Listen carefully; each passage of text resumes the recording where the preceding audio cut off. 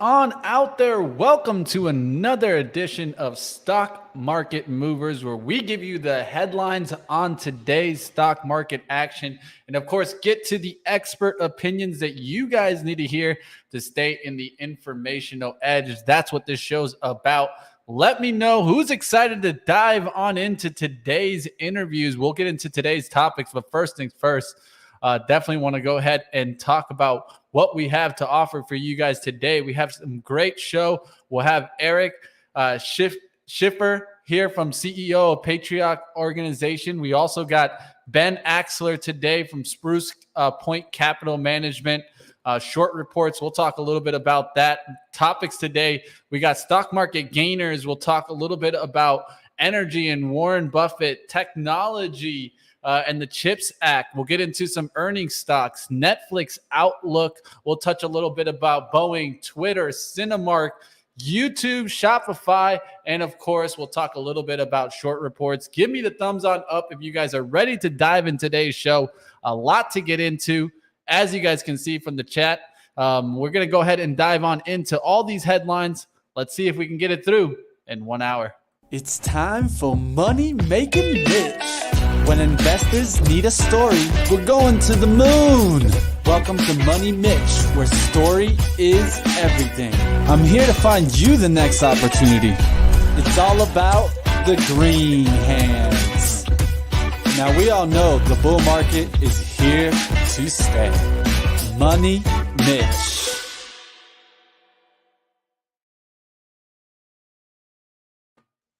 All right, let's go ahead. Let's dive into today's show. We're going to go ahead and take a look at what was hot today and what was not. That's our first segment here today. Let's dive on in. Let's take a look at the SPY overall action that's going on right now. You guys can see the SPY really took off today. Back up there towards the 390s, and this is how quickly this market can just shake you out, right? We get that hard downside action yesterday. Then you get a bounce all the way from the bottom action today, going right back through yesterday's high of the 389.09s, trying to get back there towards the 391s. We'll see if the SPY can get back up there. But what was hot, right? What led us on this drive? A lot of it was energy. Energy coming back into play here, guys, getting that lift. Stocks that you guys can take a look at, of course, stocks like XOM, Chevron, Oxy, ConocoPhillips. You guys are seeing this really nice, take a nice lift. There you guys see XOM. Full disclosure, I did trade this one in and out multiple times today, nailing ExxonMobil on multiple trades. That was on live trading. If you guys haven't caught our live trading show, that's every single morning at 9:05. We get into live trading action.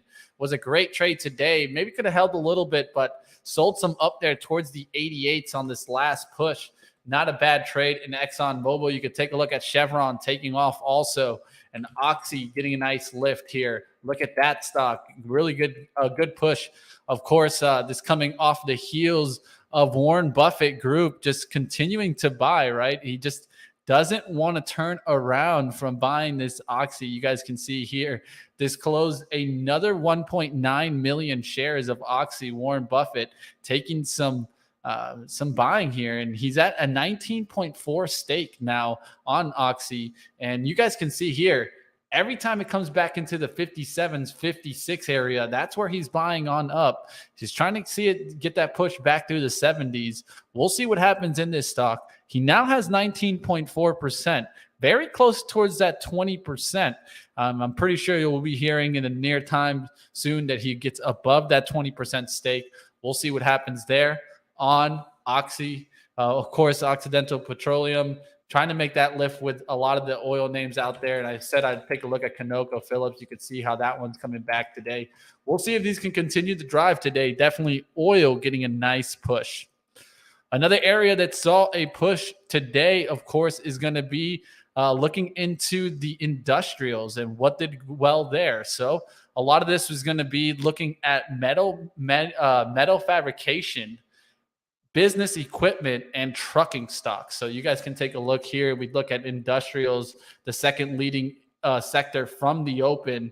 You see metal fabrication stocks getting a nice little lift here MLI is the one that I'd point to. I'm not sure if this was news related. I need to take a little bit deeper look, but you guys can see how this one's really drive today about 12, 13%. Nice daily chart here.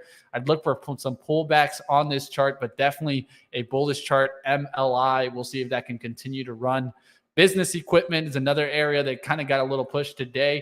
You can see VRTV here getting a nice lift here. We'll see if these can continue pushing. Another one you guys can watch is MLKN to see if that can get off the bottom. A lot of these are kind of slower moves, just getting a push back. We'll see if they can make maybe day 2 moves. Trucking getting a good lift today.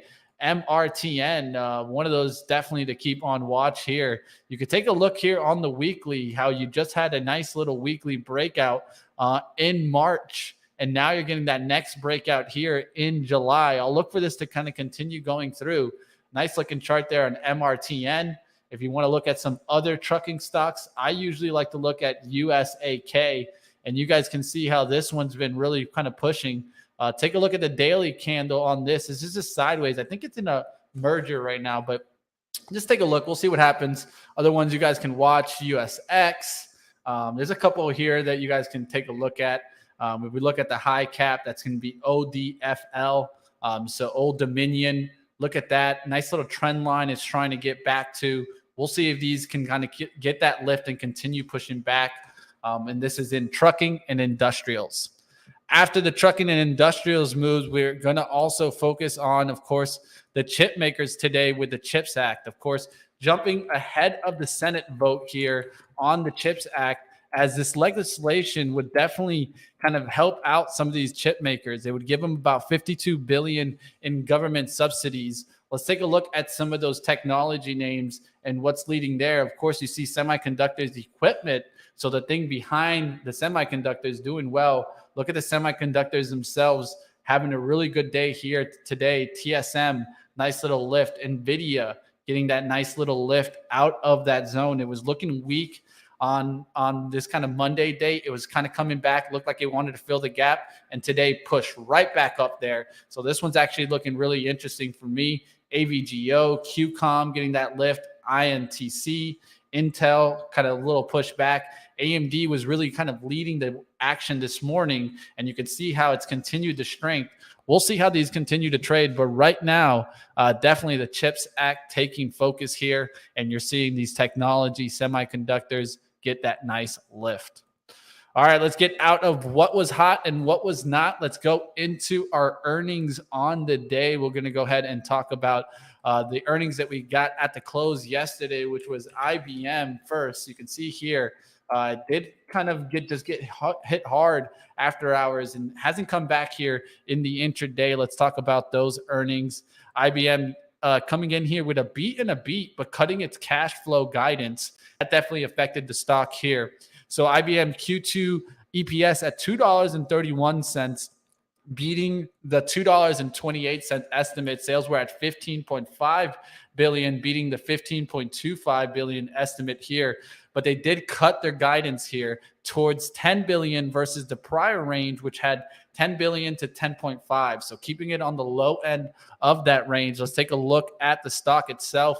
This one was actually looking like it wanted to do a multi-year trend line break here. If you could take a look here, that would be a move from all the way back in 2012, trying to get back up there to the 150, and it rejected it hard there around the 140s. Turnaround there around the 141s, could not hold into the 150.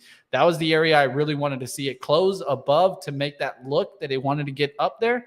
But as you guys can see here, it's just not trying to hold there. And in the intraday action, you're just going sideways. We'll see if this can come back. But right now, I'm not looking at this in a bullish sense unless it can get back up above that 150.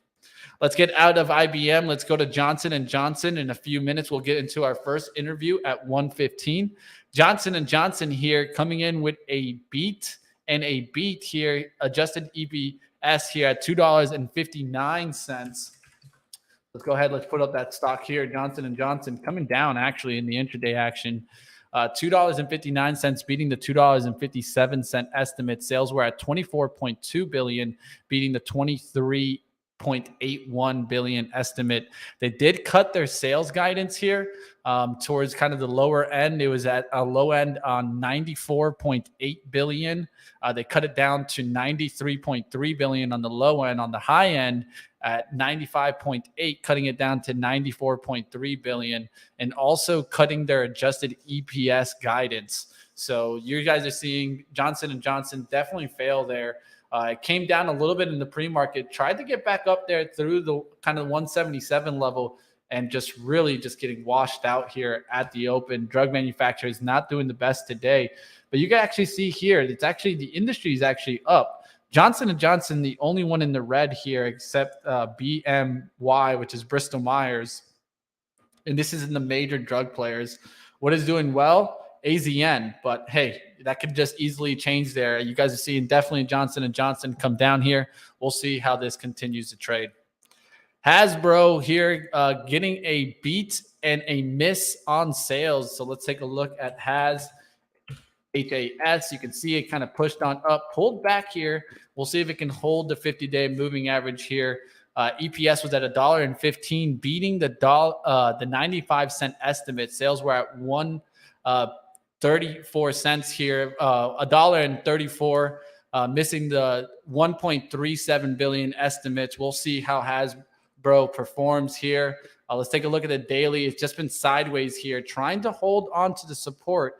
You can see a bunch of wicks down below that 79.25 area. If that can hold that, I think it can come back off of the level. We'll see what happens there in Hasbro. All right, that's going to do it for our earnings that came out. Of course, two of these coming out in the morning, one of them from yesterday after the bell. We'll get out of the earnings. Let's go towards our first interview today. Before we get into our interview, like always, I'm going to ask the chat, smash the like and support us as we're going to continue going through all these headlines, getting to the expert opinions, and all in a 1-hour show. I hope you guys are enjoying the fast-paced action of the show. I'm going to go ahead and play a trailer here for Benzinga Pro, and we'll go ahead and bring on our first guest. Let's go ahead, dive on in. Introducing Portfolio Synchronization with your brokerage. Now you can securely connect your brokerage account to Benzinga Pro, opening a world of personalization. Screen lightning-fast news just for the stocks you own. Set alerts for news catalysts that affect only the companies you care about. It's all possible with a simple click and a secure protected connection.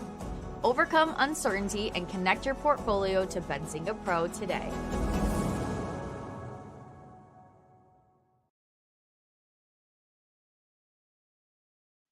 All right, let's go ahead. Let's bring on our first guest today, Eric Schiffer here. This is the CEO of the Patriarch organization. Welcome back to the show, Eric.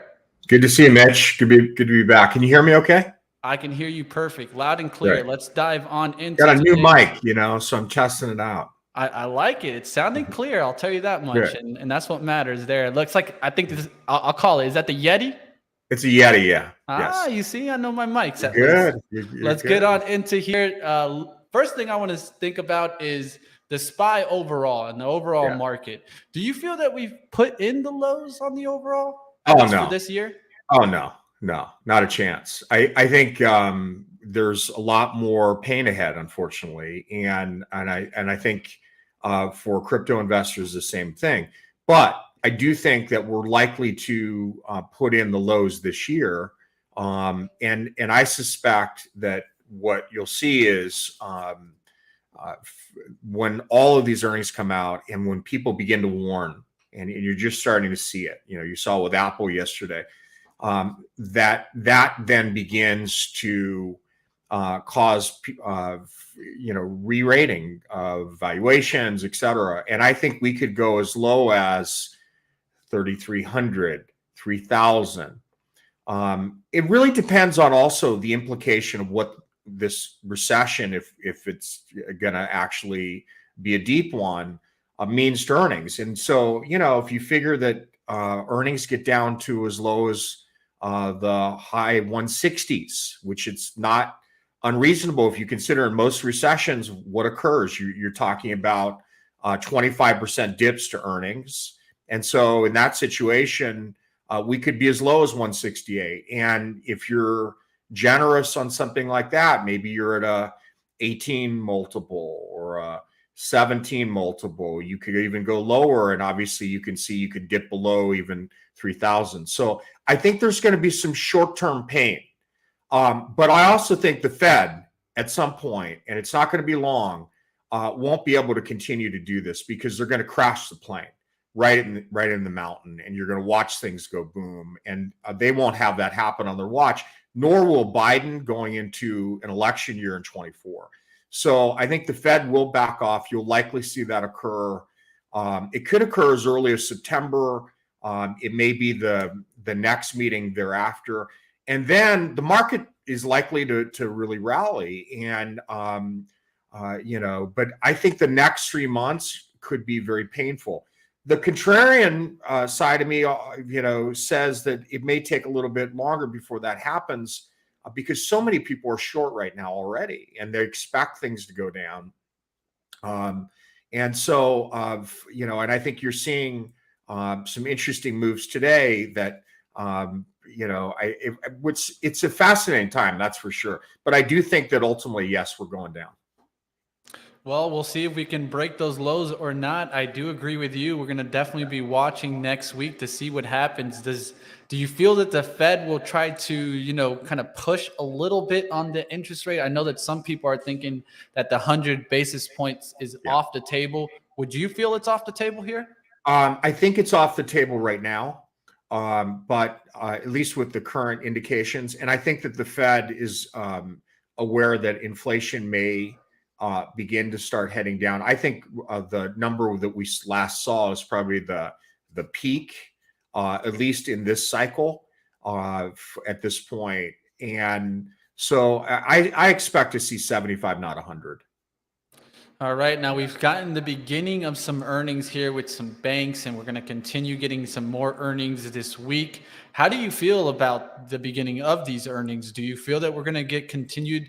You've talked about how Apple kind of doing that, pre-announcements. Is this what you expect just continuing forward? Yes. Yeah, I think you're going to see more of that. And look, you've got businesses that are having to navigate foreign sales with a dollar that is strong as anything that we've seen in a long, long time. And this is kind of interesting in the respect that many had predicted, with the war in Russia, that the dollar was going to become far weaker. And it's the inverse. The dollar has gained tremendous strength. But what's going to happen is, I think as the Fed begins to back off and ease, you're going to see the dollar ease, and that'll be good for earnings, especially foreign earnings. And, most of the Fortune 500, at least anywhere from 20 to 40% are coming from foreign earnings. And that's difficult for companies overseas to purchase American goods when the dollar is so strong. Something to keep on watch is that dollar trade and how that continues. And now one thing that I'm watching is a lot of investors are just uncertain of how do we trade or invest in an environment like we have today. Yeah, well, you have to first determine what's your horizon. Are you going to really play this short term, or are you looking over a couple of years? And if you're looking over a couple of years and you consider the kind of environment we are in, it's pretty clear that there's a lot of correlation between the 73, 74 environment. And most people watching the show may not have even been alive, right, during that time period. I was alive, believe it or not. I wasn't trading stocks at the time. I think it was probably, I was very young. But I could tell you that, I think we're in that very similar analog parallel. And in that time period, the best investments then were energy, and commodities. And so I think that you're going to see at some point when the Fed does back off, them having to live with a much higher inflationary environment than what existed ever. And you're going to have a slowdown overall in growth. And so when you combine those two factors, it plays to investment opportunities, in my opinion, in considering oil related services, commodities, and even the precious metals, I think can do really well. They're getting beat up now. largely in part, I think, because people are unaware that in most recessionary environments, they do pretty well once you get into the recession. And we're arguably already into the recession. So I think what you're going to find, and who knows, even if some of these trading programs have even put in that data. That's the other question, right? So how much of that data has even been updated? I think you're going to see another look at that sector in a big way. And look, we know there's production issues with oil and energy. That's not getting fixed. Biden went to meet with MBS, and what happened? Zip, nothing. So I think you're gonna. I think that's an opportunity. Where else would you be looking? Value. I think you got to play value at this point, especially if interest rates are going to be high, because that goes against how technology is valued. And so, that's going to put a ceiling on technology to some extent. But if you're talking about a longer term investment horizon, then you would be looking at growth, because you're not going to be concerned about significant volatility in the short run. Definitely. The stock market's the only place where you see people run away when they get those discounts, right? And I think is definitely going to be some opportunity that comes out of this moment. Tremendous opportunity. Let me tell you, when you start getting into the 3,300s, the 3,000s, even lower, buy like you've never bought before, because that's a generational opportunity that you're not going to see probably for 10 to 20 years. Yeah, I know a lot of us are struggling with the inflation and losing to inflation, but I think this is a time where even myself, I've been trying to get some extra income anywhere possible. And that's not income to put to, spending. That's income to put towards the investments, because I think this is a great opportunity for us out there. Even if you got to go and search to try to make some more to get to investments, that's what I'm trying to do myself. Yeah. Now, one area that we're going to be watching, of course, is Netflix report towards the close today. I was going to talk a little bit about the outcome or what potentially could come. Of course, we're having the outlook that they could lose 2 million subscribers for the period. Do you feel they will come worse than expected, or maybe a little bit better here? Look, it's hard to know. No one can predict that. But what I would say is that it's not likely to be a wonderful story. Let's put it that way. Whether they miss on subscribers, I would imagine that they probably work to try to get a lot of the bad news out the last cycle. Certainly the stock has been beaten down tremendously. It's been clubbed mercifully, with brutality, let's put it that way, by the market. And but it's still a great company, and I think that's still an opportunity.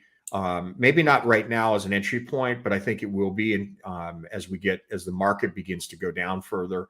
It's got great leadership. They're innovators, and there's a lot of opportunities. They haven't got into gaming. And I think that's another opportunity. They could get into live television in a bigger way. So they have a lot of further revenue streams people aren't talking about. The advertiser avenue, I think, is an interesting one. I wouldn't bet against them because they're different thinkers. It's a global marketplace. They've been successful in that. And, I personally like the company. I own some of the stock in this company and believe in the leadership. All right, I'll give you. Yeah, I agree completely. Yeah. I'll give you kind of a weighing balance here. Yeah. What do you say, Disney or Netflix? Well, I think it depends on your time horizon. Okay, let's say for we'll give it to the end of 2022, just the second half of the year. Which one do you think could come? Well, I think the second half of the year in a recessionary environment, I think it's pretty much a draw. A toss-up. Yeah. Okay. Hey, well, they're both going through the same kind of environment, and it's definitely difficult. Disney maybe has something with the parks, but of course, like that, Netflix is trying to deal with bringing some new offers to the consumer that might help them out in this situation. We'll see what happens there.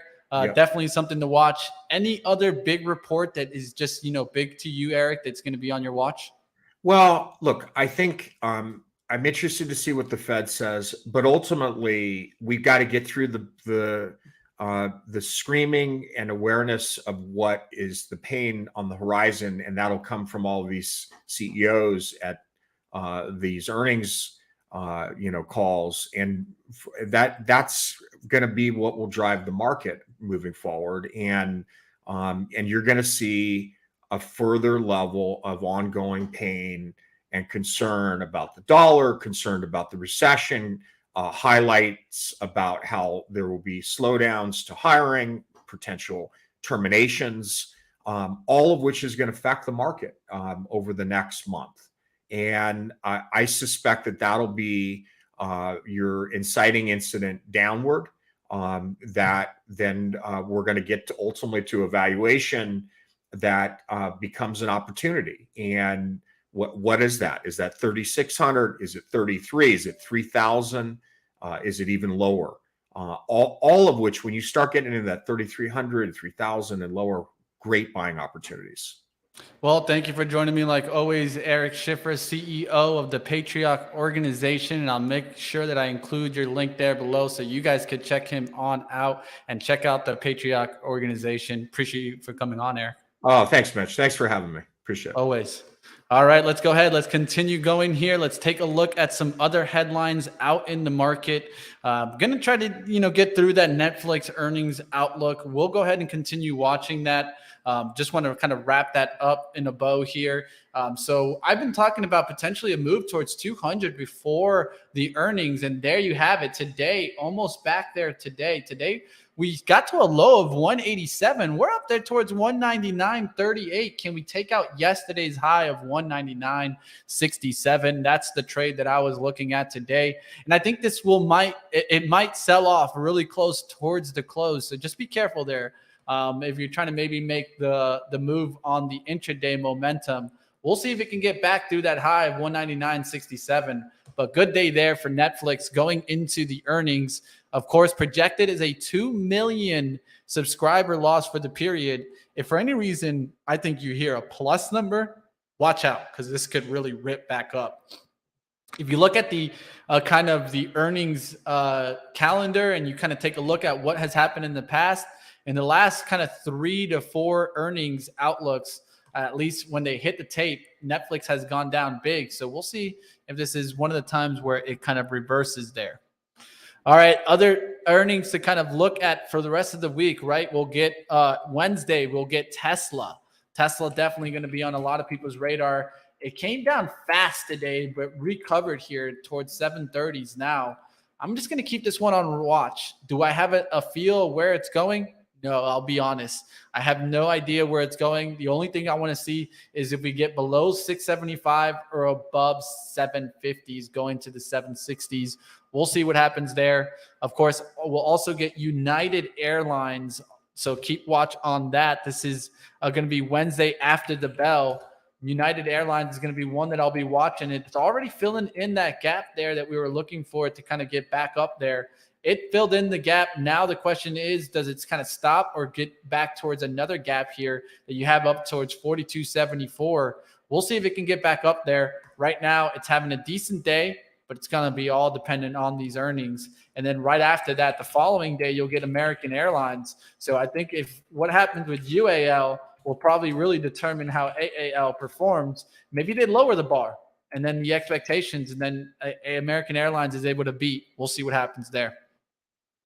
Another stock to keep on watch is a stock like Snap, right? We'll see what happens in Snap. I did see that they kind of tried to do a web browser versus their app, and that might help a little bit. But I think this company is in a pain, in a world of pain here, especially as you're seeing social media kind of go away, at least in the forefront. You're seeing Meta kind of really hard downturn lately. Now it's having a good day today. We'll see how this kind of performs in their earnings. That Snap, it'll move a lot of stocks that also move Google. So we'll see what happens there in Snap, and that's going to come in after the bell on Thursday. All right, you could take a look at some of the other stocks. I have them rolling by. If you guys have missed them, let's continue going into the headlines. Let's get out of the Netflix earnings outlook. Let's go into Boeing as they continued on up here. Let me see if I can fit this all in one banner here. No, I got to do it in two. I'll go ahead and I'll just start it up. I'll start the story here. Boeing is up here, continuing the uptrend for the stock. I've talked about how this stock has really turned around in the last couple of days, really starting to look more bullish to me, at least. And this, I was bearish. And so that's how you have to be sometimes. You got to be flexible. If the stock gets out of the bearish trend, well, then you can't be, all bearish here. And so at least in my eyes, once we got back above this 146, I've been looking for us to get into the 157 because there's a little shadow up here to fill. And I think we could get up there. Now you're seeing continued strength in the catalyst, right? In the last 2 days, they released deals for plane orders. The deals included an order for 5 787 Dreamliners from AeroCap and orders for 737 MAX jets for Aviation Capital Group 77 partners. And then you also saw with Delta the release of some planes. So you guys are seeing definitely some really continued positive news flow coming from Boeing and continuing the drive. Today was a good pullback opportunity, filling in the gap of yesterday's kind of gap up and then coming right back up. This is what I see all the time, especially on hourly charts. That's why I love the hourly charts. You can see that pullback, fills into the gap, and then breaks out today. Not a bad stock to keep on watch. Boeing really strong lately. And if the airline's earnings can come in good, maybe you see Boeing really start taking off and getting up there through the 157. We'll see what happens in this stock. All right, let's continue going. Let's get into the next one here. We're going to talk about none other than, of course, the Twitter and Elon saga here. A lot going on. Of course, Twitter announcing today that it's won its motion for the expedited trial and lawsuit against Elon Musk. Let's take a look at Twitter and see what we see on the chart. Today's action. You can see we're trying to get up there to the 41s. We'll see what happens there. Can we continue the gain here? It's trying to push back there. So Twitter winning, looking like a nice little push drive there. Of course, this is trying to enforce Musk's $44 billion acquisition for the company, despite Musk's intentions to back out the deal. Twitter was seeking a 4-day trial to commence in September. And so this is one thing definitely to keep on watch, as Elon wanted the trial to run into next year. So we'll see if they're able to get that September date. They did get the won its motion. So keep eye out for the date, but I think it's going to be a lot closer, especially than Elon's next year kind of suggestion. All right, let's get out of that one. Let's get into why you saw maybe a stock that is part of the movies. And no, I'm not talking about AMC. I'm talking about Cinemark, baby. Cinemark getting that lift today. Full disclosure, I did kind of trade it earlier in the day. Let's take a look here at Cinemark. Nice little lift on up there on an upgrade. This was a good stock to trade today, guys. It's moving on up on a Morgan Stanley upgrade to overweight from equal weight. And a lot of this coming off of the heels of the note that state that the return to consumers to theaters represents a trend not reflected in the stock price. Of course, we've been seeing AMC taking leaps on up on the daily chart. That's why I also was looking at this. Okay, AMC kind of pushing. We got a nice analyst note. Let's see if CNK can continue pushing here. Wasn't a bad one to watch today. I was able to get it on the VWAP bounce, traded on up. Wasn't able to hold it to this 1820 breakout where it continued going to 1860s, but definitely one that I would continue to watch, as the strength today was really on there on Cinemark Holdings. What do you guys think in the chat? Press a 1 in the chat if you've gone to the movies this year. I would love to hear you guys make the comments in the chat. What do you guys think here? Cinemark going to continue moving? Press a 1 if you've gone to the movies this year. All right, let's go ahead. Let's continue going. Sold Boeing years ago at the 410. Not a bad sell there. Easy. All right, I see you guys in the chat. There's some ones starting to roll through. So you guys have been to the movie theaters. There you go. Some people have been to the movies. We got 1, 2. 3-1, so that just shows me a little bit more. 0 is if you've been watching movies at home, David. So you let me know if that's really a 0. Crassy says 2. Beach Bum says 2. Well, I'm going to go ahead and say I'm like a 1.5. Reason why I've been to drive-in theaters, but I haven't actually been into a theater yet. But we'll see what happens there. Seeing a lot more 2s coming in now, so we'll see what happens there. Watching movies at home. I see you guys. I don't blame you. So the streaming services, not a bad one to keep on watch. We'll see if CNK can continue the push. Let's get into the next headline here where we talk about YouTube. What? We're talking about YouTube? Yeah, we're talking about YouTube with a partnership with Shopify here. So let's take a look at Shopify, how the stock reacted on this news. This came out right at around 9:05. Got that little push there. And so what is this? So YouTube is partnering here. So let me go ahead and kind of fix this here. It's supposed to be a scrolling headline here.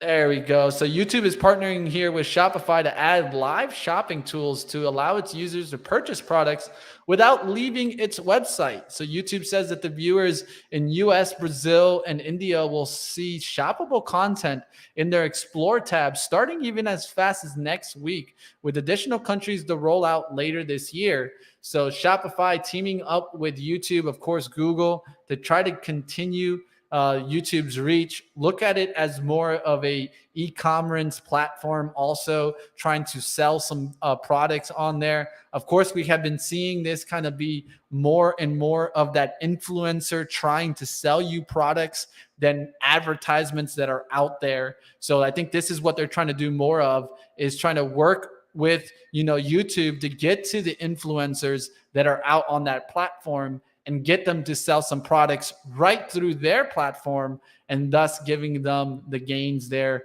We'll see what happens on Shopify. Not a bad move there.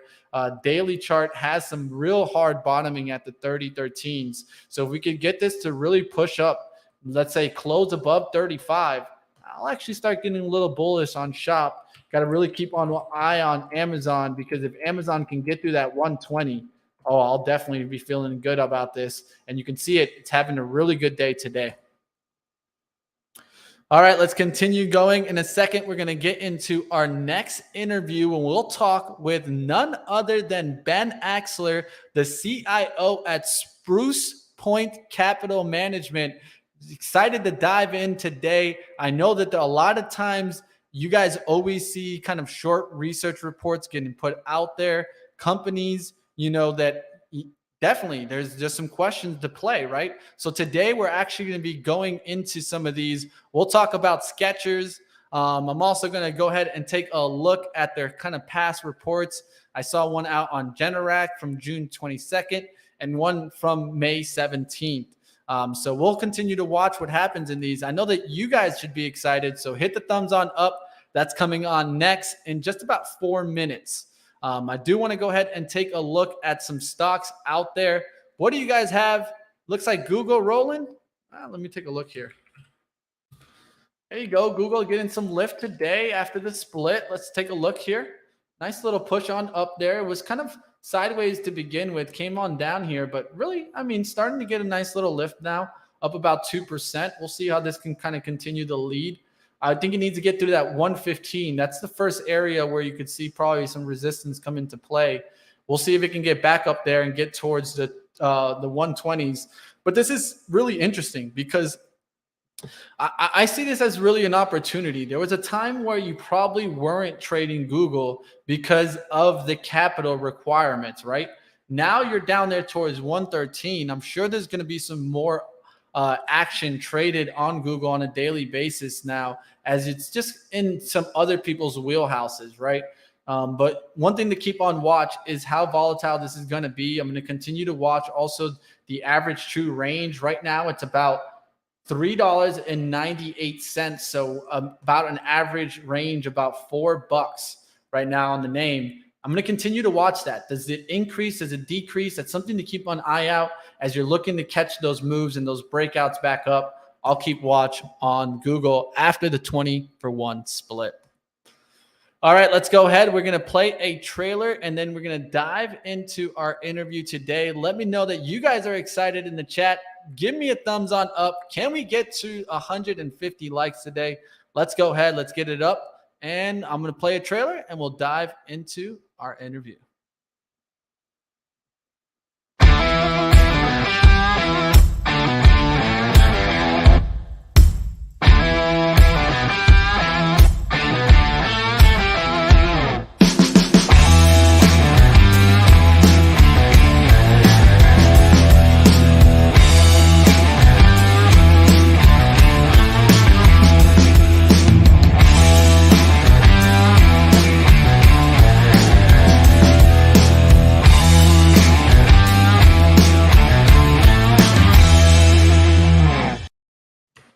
All right, let's go ahead. Let's dive on in. Let's bring on Ben Axler, CIO at Spruce Point Capital Management. Welcome to the show, Ben. Hey, thanks for having me. It's my pleasure. Super excited to have you on today. I do want to go ahead and give the chat an ability to follow with us. So if you want to check out some of these reports, definitely go towards sprucepointcap.com. I'm throwing it up in the chat if you guys just want to click on that and kind of follow along with us. First one we're going to get into, of course, is your latest report on Skechers. Let's dive into there. First, I'd like to ask, how is the growth or lack of growth in China affecting Skechers? Well, we think it's materially affecting them. It's been a big part of their growth story. Skechers, was founded in California and mostly domestic, but like most companies, they then seek to move to international markets, first Europe and then Asia and then China. And the Chinese market's a little bit different. They've had some partnerships there. They've had, they've had to adapt to that marketplace. And, initially they had some good growth, growing over 20% of their revenues in China. But we think they've hit a soft patch here. And how do we know that? I mean, we've sent some investigators to do some channel checks to find out, how they're performing, how they're selling. And the channel checks are coming back pretty weak. We have the estimate down about 25%, which is pretty material. And that means to hit aggressive Wall Street targets that, the rest of the world, particularly the US, has to be growing 15% to offset that. And we have some weakness here with the consumer here domestically as well. So we think the Wall Street estimates are a little bit too high, and the consensus price target that Wall Street's dangling of over, $55 a share, these targets are going to have to get cut. And we think the multiple on the stock is going to come down further. Now, one thing that we're watching, of course, is how inflation is affecting these stocks, and will we get really that demand destruction to show up? Of course, in China, they've had issues of lockdowns. Is this what we're seeing really affect the stock? I mean, that's certainly part of the issue. The other part of the issue, we think, is that they just don't have the right footing in the marketplace. And from what we've heard, and some of the athletic endorsers and celebrity endorsers, that they get just aren't on par with the types that a Nike or Adidas or a Puma would get. And, Skechers can't really compete in that high performance, athletic footwear segment, which is higher growing and just a bigger market. They're generally what's known as a fast follower. So they're good at kind of spotting a trend that's happening and then, developing their own shoe to match that trend. And the focus is a little bit more on comfort rather than style, and that just hasn't resonated from what we've learned in the Asian market, particularly in China. All right, looks like we're getting a little bit of some background noise, but we'll just continue going here. Let's dive on into the next question. I want to talk about, why does Spruce Point Capital feel Skechers is likely to suffer another inventory episode? Well, we're very, numbers focused, right? So we look very carefully at the balance sheet and the income statement, and I was over there with channel checks and look at the people running the company, and we have some grave concerns. Number one, the company has an advisor who was at LA Gear a number of years ago that had an inventory accounting scandal, and the SEC charged that individual with fraud and laid out how he directed the company to manipulate inventory numbers. And when we look at the inventory numbers at Skechers, some things are just, jumping out like red flag. Number one, they're days of inventory on hand is at an all-time high.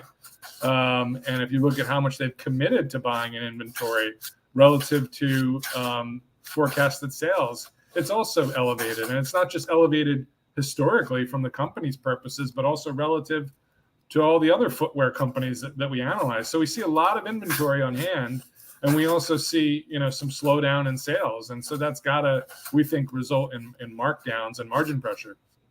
Yeah, definitely. I mean, we've heard from Target how their inventory issues came to play. It could be a very similar situation that comes into play here with having so much inventory on board.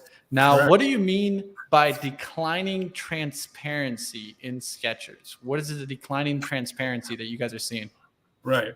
So, we look at the quality of the disclosures, what information is management giving investors, and over time, we've noticed that they've given less information. So one critical aspect of a retail company, for a company like Skechers that has physical stores, is, you'd love to know how many stores they have, by location, and how many are company owned or third party owned, and give a precise breakdown, or how many are operated by third parties. And if you look very carefully, they've truncated those disclosures. So you're getting less information, and you want to know how many stores in China were opened, how many were closed, so, and also ideally same store sales metrics, things like this that a traditional, retailer would give. We find that over time, Skechers has ratcheted back that. They also used to give information on, tax rates by geography.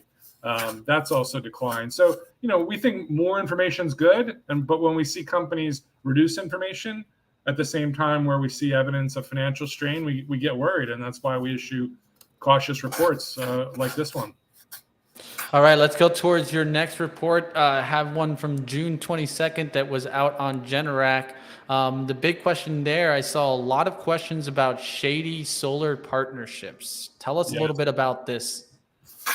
Yeah, so I think there's some issues there. Number one, they have a partnership with Sunnova. Sunnova is a company we've also written on in the past, run by a former Enron executive, a money-losing business that is really a financing business, helping individuals finance solar equipment for their homes. What we found is that Generac included the name of a subsidiary in an exhibit to their 10K, and that had that allowed us to link that entity to a similar entity that Sunnova identified in their filings, and Sunnova gave a little bit more information. But what we think is happening is that Generac is giving money to a Sunnova entity. And we think it's possible and highly likely that entity is then turning around and buying equipment from Generac. So we posed some questions for management. What exactly is going on here? How come you didn't disclose you made an investment in a Sunnova entity? How much did you invest? And is that entity then turning around and booking revenues from the money contributed? So that's number one.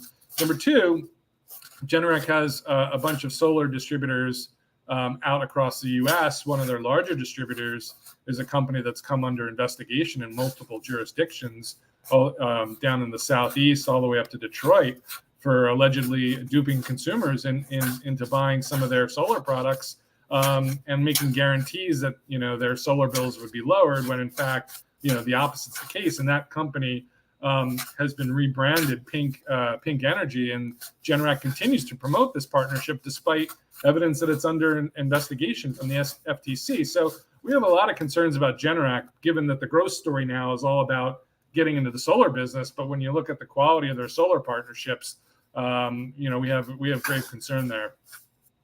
All right, let's go ahead. Let's move forward. Let's get out of this report. Let's go towards more of the May 17th one. We had, of course, AMR mentioned on here, Alpha Metacurical. That's a hard word to say there.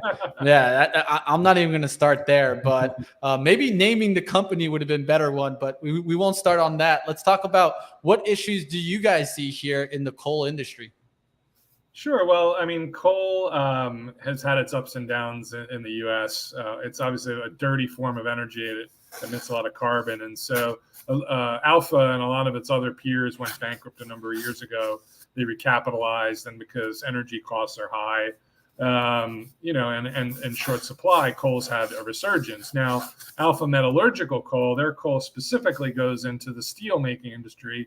And in fact, a lot of their coal is being shipped abroad into other foreign markets. And when we looked, at what was happening with some of the financials there, we noticed some potentially off-market transactions and some evidence that they were maybe not getting paid promptly from some of their customers in foreign markets. And when we looked, carefully at the balance sheet, the company showed it had a certain amount of cash, but it wasn't generating a commensurate amount of interest income from that cash. So we felt that they were having some cash shortfalls there, and their interest expense was rising when they were telling investors debt was declining. So we think that they were coming under some financial stress. And meanwhile, we have concerns about the executives selling stock in a way that is inconsistent with SEC guidelines. When insiders sell, they have to file the Form 4s within 2 business days. And what we found through some research is that insiders dumped over $20 million of stock and didn't file any Form 4s. So, when we see that sort of behavior, management, again, not being transparent with what they're doing and not giving enough disclosures to explain, what are the moving parts on the balance sheet. That's why we put a cautious warning out. And, all these stocks that we've mentioned, we expect them to underperform the market. If they don't go down on an absolute basis, we expect these stocks to underperform their relative industry benchmarks. Yeah, it seems to me at least that the goal here is more to point to red flags than to necessarily say that the stock is heading down. Would I be correct in that kind of thinking? Well, we do think these stocks are heading down. I mean, stocks go down for a couple reasons. Generally, it's because the earnings power or the EPS is going to contract, and or the overall valuation for the company declines, and there are various reasons why that multiple should come down. A lot of the times we point to the financial transparency issues or governance issues, or just bad business practices, and the institutional investors that read our research. In a perfect world, they're calibrating their models and they're giving these poor governed companies, a lower multiple relative to the better managed, higher quality companies, in the industry. So, we do expect that these stocks to go down, but as I said, if they're not going down on an absolute basis, we do expect them to underperform, their industry peers or other benchmarks. Well, thank you for joining me, Ben Axler, CIO of Spruce Points Capital Management. We'll definitely have you back on. I appreciate you coming on, Ben, and not only speaking about Skechers, but your other reports that are out there. Thank you for coming on. My pleasure. I always enjoy Benzinga. Thank you. Thank you, Ben. All right, let's go ahead. We're going to wrap on up. I told you we'd get into some short reports and talk about that. I hope that you guys enjoyed that. Like always, it's important to get to the experts to keep us in the informational edge and kind of focus on looking deeper dives into these reports. That's what I like to do when these come out. Definitely go into it. There's also a PDF that can help you go on through. I put up the link there in the chat so you guys can check these on out. Definitely go ahead and check them out to see what do you find in these reports to stand out to you. All right, let's get out of that expert interview. Let's go towards the last little bit here. I did cover all the headlines, so I just want to take a look at the overall market, see if we've gotten up there to the 390s, and look at that. Wouldn't you know it? Right back up there. Now we're hitting the resistance up there towards the 391.30s. Can we get a close above there? We got some resistance in here. If we do get above this level, I think we have room up to 400. So we'll see what happens here. I've been talking about this gap for a long time. I've created this on July 8th. We're now at July 19th, right? 11 days afterwards, we're going to look to see if we can get that fill in there and to fill in that shadow. I think we come into resistance there at 400 and we don't get past, let's say, 405s, but we'll see what happens here. Definitely a strong day here in the SPY, coming off the lows right back up there. And you guys can take a look. What is leading us? Well, energy is coming back to play, baby. So some of these oil names really moving on up today. XOM now up there towards 88.16. Chevron up there to 143.53. ConocoPhillips having a 3.5% day also. And we talked about Oxy, how strong this one's been. Of course, Warren Buffett is just on the buffet here, just continuing to chop into some Oxy. And I can't blame him because it seems like he's buying in a good range in the 56 and 57s, now up there to 62.72, trying to get back above the moving average of 50 on the daily. If it can hold that, that's going to be looking good. That's 62.44 on the pullback. So we'll see if it can hold in above 62 today. Definitely a nice push out there on Oxy. Hope you guys caught everything today. We had another great show, a lot of topics to touch. We did touch them all, and that's really what matters.